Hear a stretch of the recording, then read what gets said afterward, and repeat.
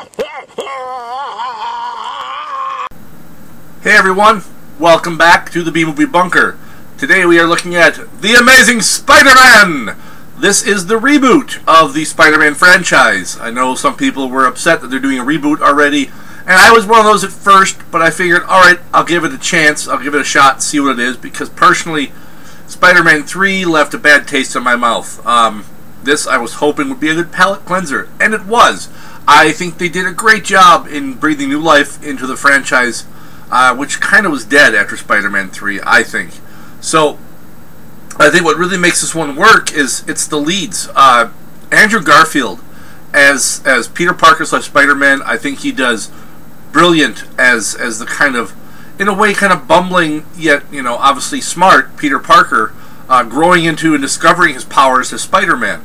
And then there's Emma Stone, who I adore, as Gwen Stacy. And personally, I've always been a bigger Gwen Stacy fan than Mary Jane anyways. So, the chemistry between Stone and Garfield is amazing. I think they play so well with each other. It is so much better than what you had with Tobey Maguire and Kirsten Dunst. I never really bought it with them, but with Stone and Garfield, you can see it there. I mean, it's a real, tangible thing. The rest of the cast, I think, did a great job. I mean, having seasoned actors in a lot of the supporting roles. I mean, you have Sally Field as Aunt May, and you had Martin Sheen as Uncle Ben, and Rhys Ifan as the villain, Dr. Kirk Connors, and / the Lizard. Brilliant. There are some things I didn't like about the movie. I felt that the Lizard at times almost looks cartoony. Not just CG, it looks almost like a cartoon. And I would have liked it a little better than that, but it didn't like completely pull me out of the movie. I liked that Spider-Man went back to his wrist shooters. They're actual devices he made. That's not organic web he shoots out like they did for the Sam Raimi movies.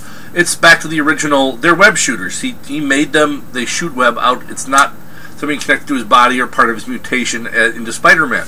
I like that. I like that return to that more, from what I know as the more classic Spider-Man. There's also, I don't want to ruin it, but I'm not going to ruin it. There's a scene in the movie towards the end I didn't like. That's all I'm going to say about it. If anyone wants to know more about which one in particular I didn't like, I'm glad to talk about it. But I don't want to spoil anything for people who haven't seen it yet, because the movie's brand new. I think you should go out and see this one. It's a lot of fun. I think they did a great job bringing Spider-Man back. The visuals, for the most part, with the exception of the CG of the Lizard, I think they did a really good job on everything except the Lizard, and all the little lizards I thought were kind of poorly done too. They just looked fake and just out of place. But the visuals of Spider-Man swinging around the city, I thought were great. I'm glad they didn't do a lot of the first-person viewpoint of him running around the buildings and stuff.